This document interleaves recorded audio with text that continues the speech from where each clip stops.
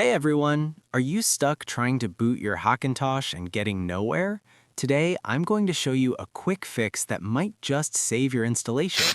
We're talking about the npci boot argument, a simple solution to a frustrating problem. Whenever you see this error at the last line of code, this is one of the most common issues people face during Hackintosh installation, and it's usually caused by PCI configuration conflicts. Your system is struggling to communicate with hardware devices during the boot process. Here's the fix. We need to add a specific boot argument to your bootloader.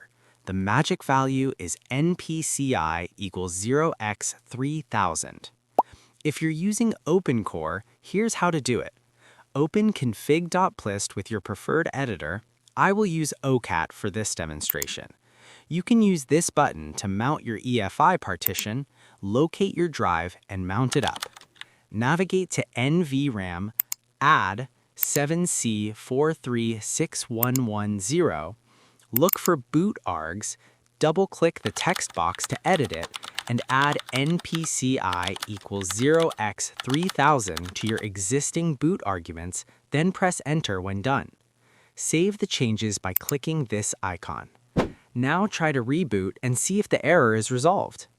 So what exactly is this boot argument doing?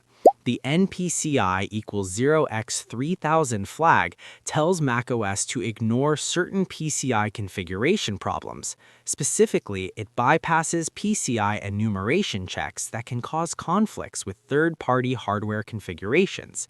It's not a band-aid fix. It's addressing a real incompatibility that's common in custom-built systems. If this doesn't solve your problem, here are some other things to try. Check your BIOS settings. Make sure CSM is disabled and Secure Boot is off. Update your bootloader. Ensure you're using the latest opencore version. Verify hardware compatibility. Some GPUs and controllers are known to cause issues. Try other npci values. Sometimes npci equals 0x2000 works better for certain systems. That's it. A simple boot argument that fixes a complex problem.